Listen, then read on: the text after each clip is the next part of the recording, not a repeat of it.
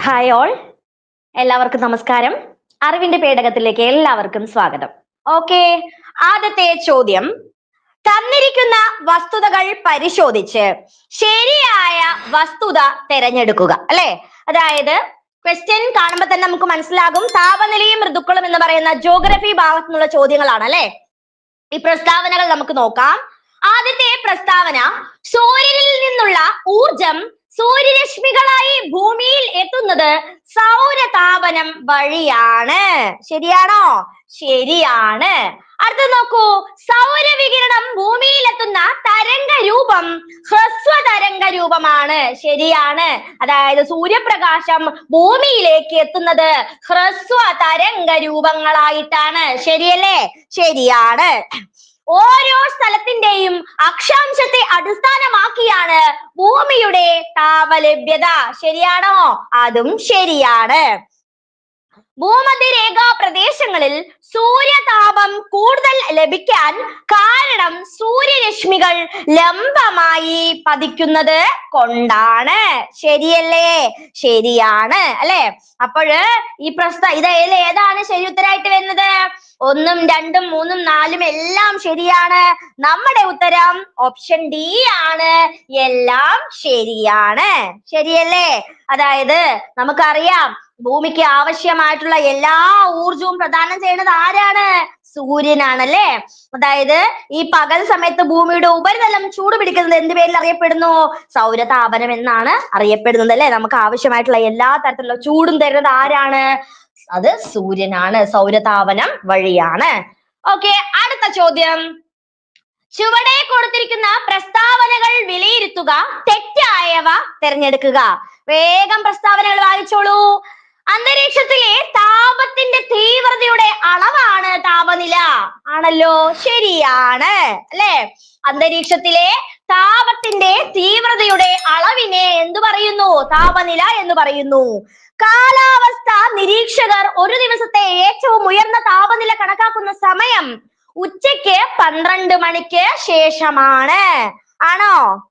Okay, ഏതാണ് ഇതില്? 12 മണിയാണോ ഉച്ചയ്ക്ക്? അല്ല, 2 മണിയാണ്. അല്ലെ, ഏറ്റവും ഉയർന്ന താപനിലയുള്ള സമയമായിട്ട് നമ്മൾ കണക്കാക്കുന്നത് ഏതാണ്? 2 മണിയാണ്. ഓക്കെ, താപനില അളക്കുന്ന ഉപകരണമാണ് തെർമോമീറ്റർ. ആണല്ലോ, ശരിയാണ്. ഒരേ അന്തരീക്ഷ താപനിലയിലുള്ള പ്രദേശങ്ങളെ യോജിപ്പിച്ചുകൊണ്ട് വരയ്ക്കുന്ന സാങ്കല്പിക രേഖകളെയാണ് സമതാപ രേഖകൾ എന്ന് പറയുന്നത്. ശരിയാണോ? ശരിയാണ്. സമതാപം ആ പേരിൽ തന്നെയുണ്ട്. ഒരേ താപനിലയിലുള്ള, അതാണ് സമതാപം. അല്ലെ, അപ്പൊ ഏതാണ് നമ്മുടെ ശരി ഉത്തരം? തെറ്റായ പ്രസ്താവന 2 മാത്രമാണ്. നമ്മുടെ ഉത്തരം ഓപ്ഷൻ സി ആണ്. ആരൊക്കെ ഉത്തരം പറഞ്ഞു? Afi Shaheen, Sajith, Sreeja, Aishwarya, Saranya. Okay, very good. Angel പറഞ്ഞു കേട്ടാ. ഓക്കെ, അടുത്ത ചോദ്യത്തിലോട്ട് കിടക്കുവാണേ. അടുത്ത ചോദ്യം: തന്നിരിക്കുന്നവയിൽ സൗരവികിരണത്തിന്റെ ഏറ്റക്കുറച്ചിലുകൾക്ക് കാരണങ്ങൾ എന്തെല്ലാമാണ്? അല്ലെ, സൗര വികിരണ ഏറ്റക്കുറച്ചിലുകൾക്ക് കാരണം എന്തെല്ലാമാണ്? അല്ലെ, എന്താണ് സൗരവികിരണം എന്ന് പറഞ്ഞാല്? അതായത് സൂര്യരശ്മികൾ താഴോട്ട് അല്ലെങ്കിൽ അന്തരീക്ഷത്തിലേക്ക് താഴെ ഇങ്ങനെ വരുന്നതിനാണ് സൗരവികിരണം എന്ന് പറയാ. അല്ലെ, അതിന്റെ ഏറ്റക്കുറച്ചിൽ പറഞ്ഞാൽ കൂടുതലും കുറവും. ചില മേഖലകളിൽ താപനില അല്ലെങ്കിൽ ചൂട് കൂടുതലായിരിക്കും, ചില ഭാഗങ്ങളിൽ കുറവായിരിക്കും. അല്ലെ, അപ്പൊ അതിന് കാരണങ്ങൾ എന്നെല്ലാമാണ് എന്ന് നമ്മൾ കണ്ടെത്തണം. ഏതൊക്കെയാണ് ശരി ഉത്തരമായിട്ട് വരുന്നത്? സ്വന്തം അച്ചുതണ്ടിലുള്ള ഭൂമിയുടെ ഭ്രമണം, സൂര്യരശ്മികളുടെ പതനകോൺ, അന്തരീക്ഷത്തിന്റെ സുതാര്യത, ദിവസത്തിന്റെ ദൈർഘ്യം. ഇതിലേതാണ് ഈ ഒരു സൗരവികിരണത്തിന്റെ ഏറ്റക്കുറച്ചിലിന് കാരണമാകുന്ന പ്രധാനപ്പെട്ട കാരണങ്ങൾ? സ്വന്തം അച്ചുതണ്ടിലുള്ള ഭൂമിയുടെ ഭ്രമണം. ശരിയല്ലേ? ശരിയാണ്. ശരിയാണോ? ശരിയാണ്. അടുത്തത് നോക്കൂ, സൂര്യരശ്മികളുടെ പതനകോൺ. ശരിയല്ലേ? ശരിയാണ്. അന്തരീക്ഷത്തിന്റെ സുതാര്യത, അതും ശരിയാണ്. ദിവസത്തിന്റെ ദൈർഘ്യം, അതും ശരിയാണ്. നമ്മളുടെ ഉത്തരം ഏതാണ്? ഓപ്ഷൻ ഡി ആണ്. ഇവയെല്ലാം ശരിയാണ്. അടുത്ത ചോദ്യം: താഴെ തന്നിരിക്കുന്നവയിൽ ശരിയായ വസ്തുത തിരഞ്ഞെടുക്കുക. അല്ലെ, സ്ഥിരം PSCക്ക് ഇഷ്ടപ്പെട്ട ഒരു മേഖലയിൽ നിന്നാണ് അടുത്ത ചോദ്യം വന്നിരിക്കുന്നത്. അന്തരീക്ഷത്തിന്റെ താഴത്തെ പാളി ചൂട് പിടിക്കുന്നതിന് കാരണമായ പ്രതിഭാസമാണ് സംനയനം. ശരിയാണോ? ശരിയാണോ? അന്തരീക്ഷത്തിലെ താഴെയുള്ള പാളി ചൂടുപിടിക്കാൻ കാരണമായ പ്രക്രിയ സംനയനമാണ്. ശരിയാണ്. ട്രോപോസ്ഫിയറിൽ താപ കൈമാറ്റം ചെയ്യപ്പെടുന്ന പ്രക്രിയ സംവഹനം എന്ന പേരിൽ അറിയപ്പെടുന്നു. അതും ശരിയാണ്. ലൂ ഉണ്ടാകുന്നതിന് കാരണമായ താപമാറ്റ പ്രക്രിയയാണ് അഭിവഹനം. അതും ശരിയാണ്. അടുത്തത് നോക്കൂ, അന്തരീക്ഷം ചൂടുപിടിക്കുന്ന പ്രക്രിയയാണ് ഭൗമവികിരണം. ശരിയല്ലേ? ശരിയാണ്. നമ്മുടെ ഉത്തരം ഏതാണ്? എല്ലാം ശരിയാണ്. ഓപ്ഷൻ ഡി ആണ് നമ്മുടെ ശരിയായ ഉത്തരം, അല്ലെ? സംനയനത്തെ പറ്റിയിട്ടും സംവഹനത്തെ പറ്റിയിട്ടും അതുപോലെ തന്നെ അഭിവഹനത്തെ പറ്റിയിട്ടും ഒന്നും ഒരു ചോദ്യം പോലും ഇല്ലാത്ത ചോദ്യ പേപ്പറുകൾ നമുക്ക് കാണാനായിട്ട് സാധിക്കില്ല. അതാണ് PSCക്ക് ഏറ്റവും ഇഷ്ടമുള്ള ഭാഗം എന്ന് ഞാൻ പറയാനായിട്ട് കാരണം, അല്ലേ? നോക്കൂ, അതായത് സംനയനം പറഞ്ഞാൽ എന്താണ്? കരയുമായിട്ട് സമ്പർക്കത്തിലുള്ള വായു സാവധാനം ചൂടുപിടിച്ച് താഴത്തെ പാളിയിലെ വായുവുമായിട്ട് യോജിപ്പിച്ച് അല്ലെങ്കിൽ എന്താ പറയാ സമ്പർക്കത്തിലായിട്ട് ചൂട് അന്തരീക്ഷത്തിൽ കൂടുന്ന ഒരു പ്രക്രിയനെയാണ് സംനയനം എന്ന് പറയുന്നത്.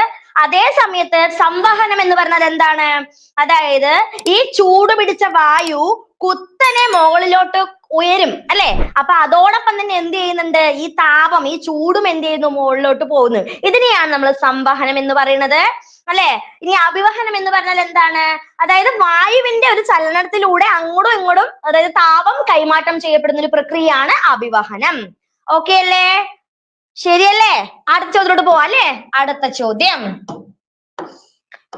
ചോദ്യം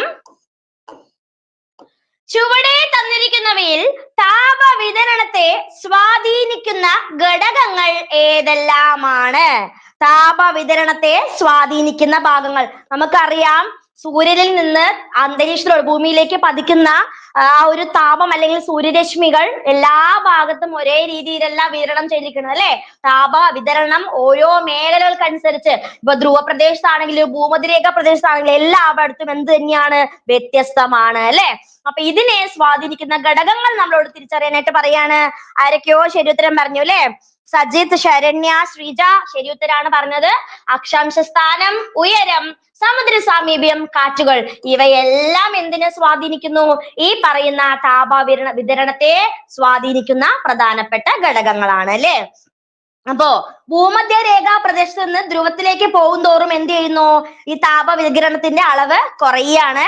അത് മാത്രല്ല, ഏറ്റവും തീക്ഷ്ണമായിട്ട് ചൂട് ലഭിക്കുന്നത് ഉഷ്ണമേഖലയിലാണ് കേട്ടോ. ഏറ്റവും കൂടുതൽ ചൂട് ലഭിക്കുന്നത് എവിടെയാണ്? ഉഷ്ണമേഖലയിലാണ്. ഈ സമുദ്ര ഭാഗങ്ങളിൽ താരതമ്യേന ഈ താപനില വളരെ കുറവായിരിക്കും. സമുദ്ര സാമീപ്യമുള്ള പ്രദേശങ്ങളിൽ താപനില എന്തായിരിക്കും? കമ്പാരിറ്റീവ്ലി കുറവ് ആയിരിക്കും. അടുത്ത ചോദ്യം, താഴെ കൊടുത്തിരിക്കുന്ന വസ്തുതകൾ വിലയിരുത്തുക, ശരിയായവ തിരഞ്ഞെടുക്കുക. നോക്കൂ, എന്താണ്? അന്തരീക്ഷത്തിലെ ജലാംശം ആർദ്രത എന്ന പേരിൽ അറിയപ്പെടുന്നു. ഹ്യൂമിഡിറ്റി അല്ലെങ്കിൽ ആർദ്രത എന്താണ്? ആ ഒരു വെറ്റ്, അല്ലെ? നമ്മുടെ അന്തരീക്ഷത്തിൽ ഉണ്ടാകുന്ന ഒരു നനവ് അല്ലെങ്കിൽ ഒരു നനുത്ത അവസ്ഥയാണ് എന്തെന്ന് പറയുന്നത്? ആർദ്രത, ഹ്യൂമിഡിറ്റി എന്ന് പറയാ, അല്ലെ? അന്തരീക്ഷം നീരാവി പൂരിതമാകുന്ന അവസ്ഥയെ തുഷാരാങ്കം എന്ന് പറയുന്നു, അല്ലെ? അന്തരീക്ഷം നീരാവി പൂരിതമാകുന്ന അവസ്ഥയാണോ തുഷാരാങ്കം? ശരിയാണോ? തെറ്റാണ്. അന്തരീക്ഷം നീരാവി പൂരിതമാകുന്ന അവസ്ഥ എന്തു പേരിൽ അറിയപ്പെടുന്നു? പൂരിതാവസ്ഥ എന്ന പേരിൽ അറിയപ്പെടുന്നു. എന്ത് പേരിൽ അറിയപ്പെടുന്നു? പൂരിതാവസ്ഥ എന്ന പേരിലാണ് അറിയപ്പെടുന്നത്. തുഷാരാങ്കമല്ല, അല്ലെ? തുഷാരാങ്കമാണോ? അല്ല. ജലം വാതകാവസ്ഥയിലേക്ക് മാറുന്ന പ്രക്രിയയാണ് എന്തെന്ന് പറയുന്നത്? ജലം വാതകാവസ്ഥയിലേക്ക് മാറുന്ന പ്രക്രിയ ബാഷ്പീകരണമാണ്. ശരിയാണ്. അന്തരീക്ഷ താപനില ഗണ്യമായി കുറയുമ്പോൾ നീരാവി നേരിട്ട് ഖരാവസ്ഥയിലെത്തുന്ന പ്രക്രിയയാണ് സബ്ലിമേഷൻ. ശരിയല്ലേ? ശരിയാണ്, അല്ലെ? അന്തരീക്ഷ താപനില ഗണ്യമായിട്ട് കുറയുമ്പോൾ ഖരാവസ്ഥയിൽ എത്തുന്ന പ്രക്രിയയാണ് എന്തെന്ന് പറയുന്നത്? സബ്ലിമേഷൻ അല്ലെങ്കിൽ ഉത്പതനം എന്നൊക്കെ പറയാ, അല്ലെ? അപ്പൊ ഇതിൽ ഏതൊക്കെയാണ് ശരിയായിട്ടുള്ള ആൻസർ? ഏതൊക്കെയാ ശരി? 1 ശരി, 3 ശരി, 4 ശരി. നമ്മളുടെ ഉത്തരം ഓപ്ഷൻ ഡി ആണ് 1ഉം 3ഉം 4ഉമാണ് ശരിയായ ഉത്തരം അല്ലേ? ശരിയല്ലേ? 1ഉം 3ഉം 4ഉമാണ് അല്ലേ ശരി ഉത്തരം. അടുത്ത ചോദ്യം, തന്നിരിക്കുന്നവയിൽ സംവഹന വൃഷ്ടിയുടെ പ്രത്യേകതകൾ എന്തെല്ലാമാണ്? എന്തൊക്കെയാണ്? വേഗം നോക്കിക്കോ. സംവഹന വൃഷ്ടിയുടെ പ്രത്യേകത, ചൂടേറിയ വേനൽക്കാലങ്ങളിൽ ഈ സംവഹന വൃഷ്ടി സാധാരണയാണ്. ആണോ? ശരിയാണ്. ഉച്ച കഴിഞ്ഞുണ്ടാകുന്ന അധിക നേരം നീണ്ടു നിൽക്കാത്ത ഒരു മഴയാണ് സംവഹന വൃഷ്ടി. ശരിയല്ലേ? ശരിയാണ്. നോക്കിയേ, മേഘരൂപീകരണത്തിന് ഇത് കാരണമാകുന്നു. അതായത് മേഘരൂപീകരണത്തിന് കാരണം ആകുന്നു. ശരിയാണോ? മേഘരൂപീകരണത്തിന് കാരണമാകുന്നുണ്ടോ? മേഘരൂപീകരണത്തിന് എന്താണ് കാരണമാകുന്നത്? തീരദേശ മഴയാണ് എന്തിന് കാരണമാകുക? മേഘരൂപീകരണത്തിന് കാരണമാവുക. അടുത്തത് നോക്കൂ, ഉഷ്ണമേഖലയിൽ അനുഭവപ്പെടുന്നു. ശരിയാണോ? ഉഷ്ണമേഖലയിൽ അനുഭവപ്പെടുന്നത് ആണ്. അപ്പൊ ഏതൊക്കെയാണ് നമ്മുടെ ശരി ഉത്തരം? 1, 2, 4 നമ്മുടെ ശരി ഉത്തരം അല്ലെ? നമ്മുടെ ഓപ്ഷൻ ഏതാണ്? ഓപ്ഷൻ ബി ആണ് നമ്മുടെ ശരി ഉത്തരം. അടുത്ത ചോദ്യം, ഭൂമിയിൽ ഋതുഭേദങ്ങൾ ഉണ്ടാകാൻ കാരണമാകുന്ന ഘടകങ്ങൾ തിരിച്ചറിയുക. ഋതുഭേദങ്ങൾ അറിയാലോ അല്ലെ? എന്താണ് ഋതുഭേദങ്ങൾ? കാലാവസ്ഥ മാറി മാറി മഞ്ഞുകാലം, വേനൽക്കാലം, വർഷകാലം എന്നിവ മാറി മാറി അനുഭവപ്പെടുന്നത് ഋതുഭേദങ്ങൾക്ക് അനുസരിച്ചിട്ടാണ് അല്ലെ? ഇതൊക്കെയാണ് ഋതുഭേദങ്ങൾ. ഈ ഋതുഭേദങ്ങൾ ഉണ്ടാവാനായിട്ടുള്ള കാരണം എന്താണ്? സൗരോർജ ലഭ്യതയിലുള്ള ഏറ്റക്കുറച്ചിലാണോ? അതോ ഭൂമിയുടെ പരിക്രമണമാണോ? അച്ചുതണ്ടിന്റെ സമാന്തരതയാണോ? ഏതാണ് ശരിക്കും ആൻസർ ആയിട്ട് വരുന്നത്? ഏതാണ് ശരി ഉത്തരമായിട്ട് വരുന്നത്? ഓപ്ഷൻ ഡി ആണ്. ഋതുഭേദങ്ങൾ ഭൂമിയിൽ മാറി മാറി വർഷകാലവും വേനൽക്കാലവും അതുപോലെ തന്നെ മഴക്കാലവും ഒക്കെ ഉണ്ടാവാൻ കാരണം സൗരോർജ ലഭ്യതയിലുള്ള ഏറ്റക്കുറച്ചിൽ, ഭൂമിയുടെ സ്വന്തം അച്ചുതണ്ടിലുള്ള പരിക്രമണം, അതുപോലെ അച്ചുതണ്ടിന്റെ സമാന്തരത, ഈ എല്ലാ കാരണങ്ങളുമാണ് എന്തിന് കാരണമാവുന്നത്? ഈ പറയുന്ന ഋതുഭേദങ്ങൾക്ക് കാരണമാകുന്നത് അല്ലെ? മഞ്ഞുകാലം, വേനൽക്കാലം, മഴക്കാലം എന്നിവ മാറി മാറി വരുന്നതാണ് ഋതുഭേദങ്ങൾ എന്ന് പറയുക അല്ലേ? അതിന് പരിക്രമണം ഒരു കാരണമാണ്, സൗരോർജത്തിൽ ഉണ്ടാകുന്ന വ്യത്യാസങ്ങൾ ഒരു കാരണമാണ്, അതുപോലെ ഭൂമി സ്വന്തം അച്ചുതണ്ടിലാണ് പരിക്രമണം ചെയ്യുന്നത് അല്ലെ? ആ അച്ചുതണ്ടിന്റെ സമാന്തരതയും ഇതില് ശരിയായ കാരണമാണ്. ഓക്കെ, അടുത്ത ചോദ്യം, താഴെ കൊടുത്തിരിക്കുന്ന പ്രസ്താവനകൾ വിലയിരുത്തി ശരിയായവ തിരഞ്ഞെടുക്കുക. ഇതിൽ നിന്ന് ശരിയായ പ്രസ്താവനകൾ മാത്രം തിരഞ്ഞെടുത്താൽ മതി. നോക്കിക്കോളൂ, ഭൂമി സൂര്യനോട് ഏറ്റവും അടുത്ത് വരുന്ന ദിനമാണ് അബ്ഹീലിയൻ എന്ന് അറിയപ്പെടുന്നത് അല്ലെ? അബ്ഹീലിയനും പെരിഹീലിയനും ഒക്കെ നമ്മൾ പഠിച്ചു കാണുമല്ലോ അല്ലെ? എന്താണ്? അതായത് ഭൂമി സൂര്യനോട് ഏറ്റവും അടുത്ത് വരുന്ന ദിവസമാണോ അബ്ഹീലിയൻ? ആണോ? ശരിയാണോ ഇത്? തെറ്റാണ്. എന്താണ്? അബ്ഹീലിയൻ അല്ല, പെരിഹീലിയൻ ആണ്. അബ്ഹീലിയൻ അല്ല, പെരിഹീലിയൻ ആണ് അല്ലേ? അടുത്തത് നോക്കൂ, സൂര്യവിദൂര ദിനം. സൂര്യവിദൂര ദിനം എപ്പോഴാണ്? ജനുവരി 3 ആണ്. തെറ്റാണ്. എപ്പോഴാണ് സൂര്യവിദൂര ദിനം എന്ന് പറയുന്നത്? ജൂലൈ 4 ആണ്. ജൂലൈ 4 ശരി ഉത്തരം. അടുത്തത്, എല്ലാ ഋതുക്കളുടെയും സവിശേഷതകൾ വ്യക്തമായി അനുഭവപ്പെടുന്ന മേഖലയാണ് ഉഷ്ണമേഖലാ പ്രദേശം. ശരിയാണോ? മൂന്നാമത്തെ പ്രസ്താവന ഒന്ന് വായിച്ചേ, ശരിയാകുമോ അത്? എല്ലാ ഋതുക്കളുടെയും സവിശേഷതകൾ വ്യക്തമായി അനുഭവപ്പെടുന്നത് എവിടെയാണ്? ഉഷ്ണമേഖലയല്ല, മിതോഷ്ണ മേഖലാ പ്രദേശങ്ങളിലാണ്. ഏത് പ്രദേശങ്ങളിലാണ്? മിതോഷ്ണ മേഖലാ പ്രദേശങ്ങളിലാണ്. അടുത്തത്, ഭൂമിയുടെ അച്ചുതണ്ടിന്റെ പരിക്രമണ തലത്തിൽ നിന്നുള്ള ചരിവ് 62.5 ഡിഗ്രി ആണ്. 62.5 ഡിഗ്രി ആണോ? 62.5 ഡിഗ്രി ആണോ? ഏതാണ് ഇതിൽ ശരി ഉത്തരമായിട്ട് വരുന്നത്? ഏതാണ് ശരി ഉത്തരം? ഓപ്ഷൻ ഡി ആണ് നമ്മുടെ ശരി ഉത്തരം അല്ലെ? 4 മാത്രമാണ്. 62.5 ഡിഗ്രി ചെറിയൊരു പ്രിന്റിംഗ് മിസ്റ്റേക്ക് വന്നതാണ്. 66.5 ഡിഗ്രി ആണ് ശരി ഉത്തരം. ഓക്കെ അല്ലേ? അപ്പൊ ഓപ്ഷൻ ഡി ആണ് നമ്മുടെ ശരിയായിട്ടുള്ള ഉത്തരം. 6 മാത്രമാണ്, 4 മാത്രമാണ് ശരിയായ പ്രസ്താവന. അടുത്തത് ശരിയായ വസ്തുത തെരഞ്ഞെടുക്കുക. താഴെ കൊടുത്തിരിക്കുന്ന പ്രസ്താവനകൾ വേഗം വായിക്കുക. ശരിയായത് വേഗം പറഞ്ഞോളൂ. ഉത്തരാർദ്ധഗോളത്തിൽ ഏറ്റവും ദൈർഘ്യമേറിയ പകൽ അനുഭവപ്പെടുന്നത് എപ്പോഴാണ്? ജൂൺ 21 ആണോ? ശരിയാണ് അല്ലെ. ഏറ്റവും ദൈർഘ്യമേറിയ പകലാണ്. ദക്ഷിണാർദ്ധഗോളത്തിൽ ഏറ്റവും ദൈർഘ്യമേറിയ രാത്രി അനുഭവപ്പെടുന്നത് മാർച്ച് 21 ശരിയാണോ? തെറ്റാണ്. ജൂൺ 21 മാർച്ച് അല്ല, ജൂൺ 21 ആണ്. മാർച്ച് 21 മുതൽ ജൂൺ 21 വരെ ദക്ഷിണാർദ്ധഗോളത്തിൽ വസന്തകാലമായിരിക്കും. ശരിയാണോ? തെറ്റാണ് അല്ലെ. അതായത് മാർച്ച് 21 മുതൽ ജൂൺ 21 വരെ വസന്തകാലമാണ്. പക്ഷെ എവിടെയാണ്? ദക്ഷിണാർദ്ധഗോളത്തിലല്ല, ഉത്തരാർദ്ധഗോളത്തിൽ ആണ്. ഉത്തരാർദ്ധഗോളത്തിലാണ് വസന്തകാലം അനുഭവപ്പെടുന്നത്. ഓക്കെ. അടുത്തത് ദക്ഷിണാർദ്ധഗോളത്തിൽ ഏറ്റവും ദൈർഘ്യമേറിയ പകൽ അനുഭവപ്പെടുന്നത് ഡിസംബർ 22. അത് നമുക്ക് കണ്ണുടച്ച് ചെയ്യാം. ശരിയായ ഉത്തരമാണ്. ഇത് അപ്പൊ ശരിയായ പ്രസ്താവനകൾ ഏതെല്ലാം ആണ്? 1ഉം 4ഉമാണ് ശരിയായ പ്രസ്താവന.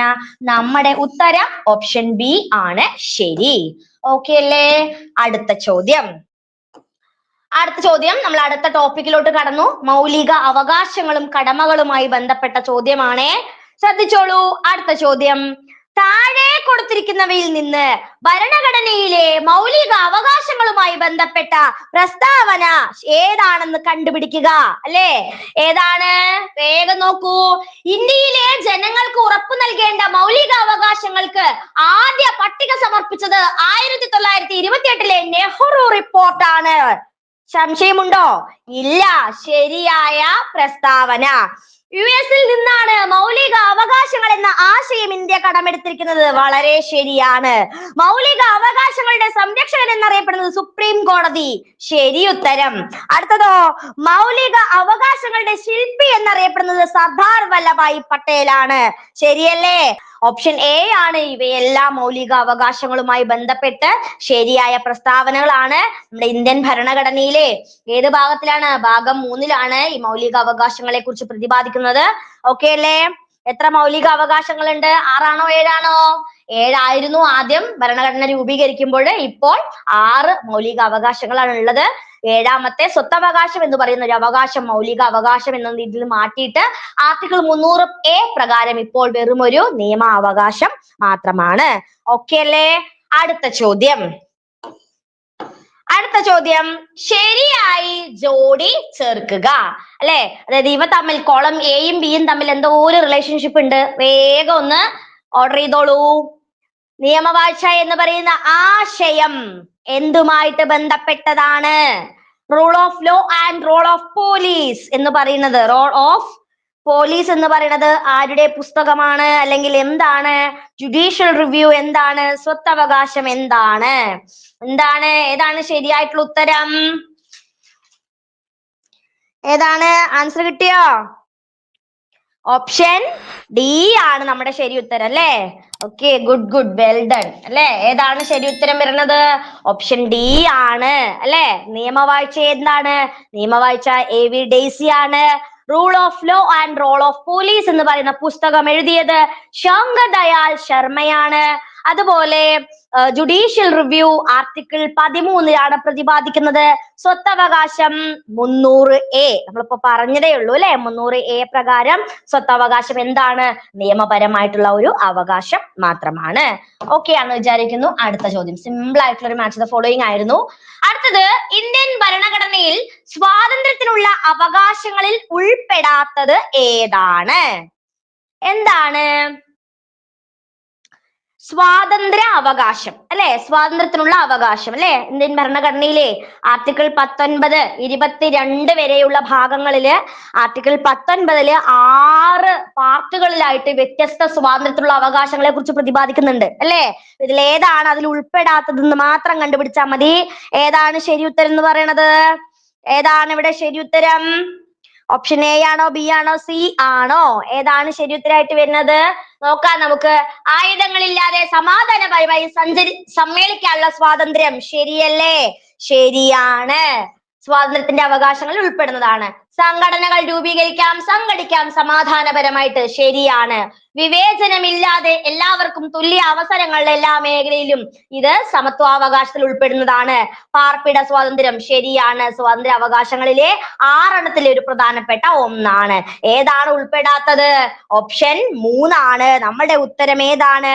ഓപ്ഷൻ സി ആണ് ശരിയായ ഉത്തരം. ഓക്കെ അല്ലേ? അപ്പോ ആർട്ടിക്കിൾ 19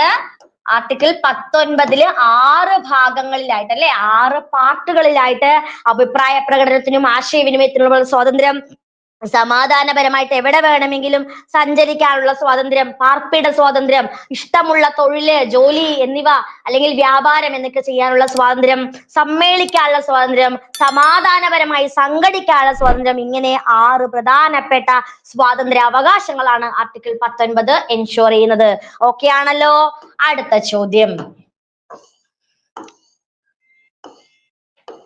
ചോദ്യം. താഴെ കൊടുത്തിരിക്കുന്നവയിൽ നിന്ന് തെറ്റായവ കണ്ടെത്തുക. അല്ലെ, താഴെ കൊടുത്തിരിക്കുന്നവയിൽ നിന്ന് തെറ്റായത് കണ്ടെത്തിക്കോളൂ. ഏതൊക്കെയാണ് തെറ്റ് നമുക്ക് നോക്കാം. വിദ്യാഭ്യാസ അവകാശ നിയമം പാർലമെന്റ് പാസാക്കിയ വർഷം 2009 ഓഗസ്റ്റ് 26 ആണ്. ശരിയാണോ? ശരിയാണ്. ഇതിൽ തെറ്റൊന്നുമില്ല. ശരി. വിദ്യാഭ്യാസ നിയമവുമായി ബന്ധപ്പെട്ട ഭരണഘടനാ ഭേദഗതിയാണ് ആർട്ടിക്കിൾ 21. ശരിയാണ്. പക്ഷെ എന്താണ്? തെറ്റാണ്. എന്താണ്? ആർട്ടിക്കിൾ 21A ആണ് വിദ്യാഭ്യാസ അവകാശവുമായി ബന്ധപ്പെട്ട ഭരണഘടനാ ഭേദഗതി. അല്ലെ? ആർട്ടിക്കിൾ 21 എന്താണ്? വ്യക്തി സ്വാതന്ത്ര്യത്തിനുള്ള അവകാശം, ഏറ്റവും മൗലിക അവകാശങ്ങളിൽ ഏറ്റവും പ്രധാനപ്പെട്ട ഒരു അവകാശം, മൗലികമായ അവകാശമാണ് ആർട്ടിക്കിൾ 21 നമുക്ക് ഉറപ്പു തരുന്നത്. മൗലികമായ അവകാശം, ജീവിക്കാനുള്ള സ്വാതന്ത്ര്യമാണ്. അല്ലെ? ഓക്കെ അല്ലേ?